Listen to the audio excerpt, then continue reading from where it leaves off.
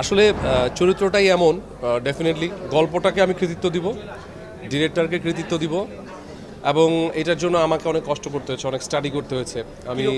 আমি বিভিন্ন মাদকাসক্ত কেন্দ্রে যে আমি দেখেছি, ওদের অ্যাটিটিউডগুলো দেখেছি, বিভিন্ন সাইকিয়াট্রিস্টদের সাথে কথা বলেছি যে ওই মাদকাসক্ত অবস্থায় যেহেতু আমাদের অভিজ্ঞতা নাই, ওরা ওই অবস্থায় কি করে, ছাড়ার পরে কি করে, ভালো হওয়ার পরে কি করে, ওদের অ্যাক্টিভিটিসগুলো সাইকোলজিগুলো বোঝার চেষ্টা করেছি, দেখেছি।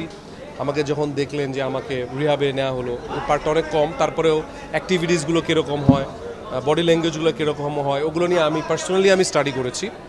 ডিরেক্টরের পয়েন্ট অফ ভিউ থেকে বেশ কিছু সাজেশন ছিল, অনেক মুভি টুভি দেখা হয়েছে, স্টাডি করেছি আর কি, ক্যারেক্টারটা করার জন্য স্টাডি করেছি। আর না মানে একটা মজার অভিজ্ঞতা না, মানে ধরেন আমরা যে কদিন শুটিং করেছি ক্যারেক্টারে থাকতে হয়েছে, দম ফালানোর সময়টা ছিল না আসলে, কারণ এই ক্যারেক্টার একটু ছুটলে 19-20 হয়ে গেলে ঝামেলা। এটা একটা সাইকোলজিক্যাল একটা অঙ্কের মতো এই ক্যারেক্টারটা, এটা অবশ্যই মানে দেখেন একটা আর্টিস্ট কিন্তু ভালো করে সেটা গল্পের জন্য এবং ভালো ডিরেক্টরের জন্য, ডিরেক্টর কীভাবে আমাকে প্রেজেন্ট করবে। সো এখন যারা ভালো ভালো ডিরেক্টর আছেন, কাজে লাগাতে তো আসলে ডিরেক্টররাই পারে, প্রডিউসাররাই পারে। তারা যদি আমাকে আরও ভালোভাবে কাজে লাগায়, এতদিন মানুষ ভাবতো যে শুধু রোমান্টিক অ্যাক্টিং, দুটা গান, এটা নিয়েই আমার চলচ্চিত্র না। আমি অ্যাক্টিং বেস কাজ করতে চেয়েছি এবং এটা করেছি, এটা কিছুটা হলেও আমার তৃপ্তি পেয়েছি।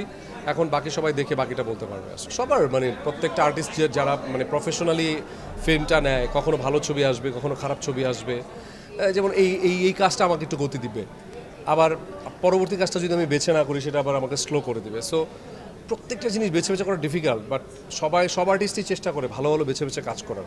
সো এটা আপস অ্যান্ড ডাউন থাকে সবার।